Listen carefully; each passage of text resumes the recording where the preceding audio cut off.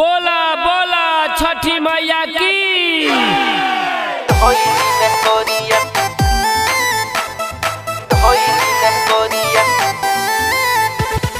कहतानी तुहसे हाथ जोड़े राजा जल्दी धइली न करिया।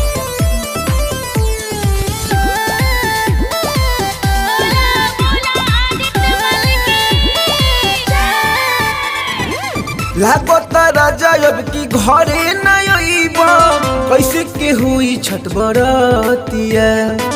मथवा पकी अपना दौरा उठाई के लेके जाई छठी घाटिया, के लेके जाई छठी घाटिया। लागता राजा अब की घरे न अइबा, कैसे के हुई छठ बरतिया। मथवा पकी अपना दौरा उठाई के लेके जाई छठी घाटिया। मन में बालल सा करब छठी के पूजनमा, मानी न बतिया मोरे राजा जल्दी धइली न गरिया। कहतानी तुहसे हाथ जोड़े राजा जल्दी धइली न गरिया।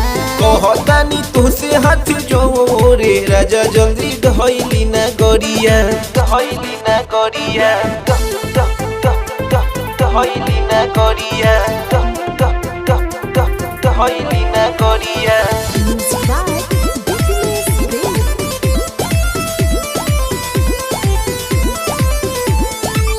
बोला बोला छठी मैया की। चाही पूजा के समानवा, सुनी हमरो कहनवा। हम करिले बिनतिया, पूरा कदिया रमनवा। चाही पूजा के समानवा, सुनी हमरो कहनवा। हम करिले बिनतिया, पूरा कदिया रमनवा। सब कर सजनवा बाहरा से अइले, कैलो करी जब थोरे राजा जल्दी धइली न गरिया।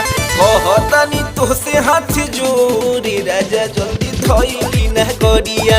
कहतानी तुहसे हाथ जोड़े राजा जल्दी धइली न गरिया।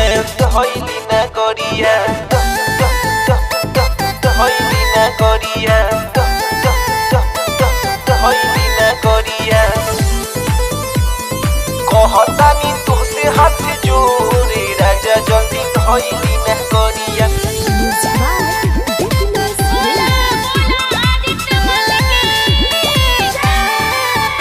घाटे बाजी बैंड बाजा, जल्दी आजा रोहित राजा।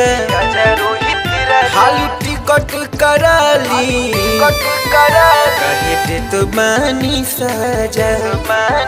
घाटे बाजी बैंड बाजा, जल्दी आजा रोहित राजा। हाली टिकट कराली, काहे दे तो बानी साजा। देवरू रानू कौनो बतिया ना पूछस, दिलवा के भइले कठोर ए राजा जल्दी धइली न गरिया। कहतानी तुहसे हाथ जोड़े राजा जल्दी धइली न गरिया। कहतानी तुहसे हाथ जोड़े राजा जल्दी धइली न गरिया। ए राजा जल्दी आ जाई ना।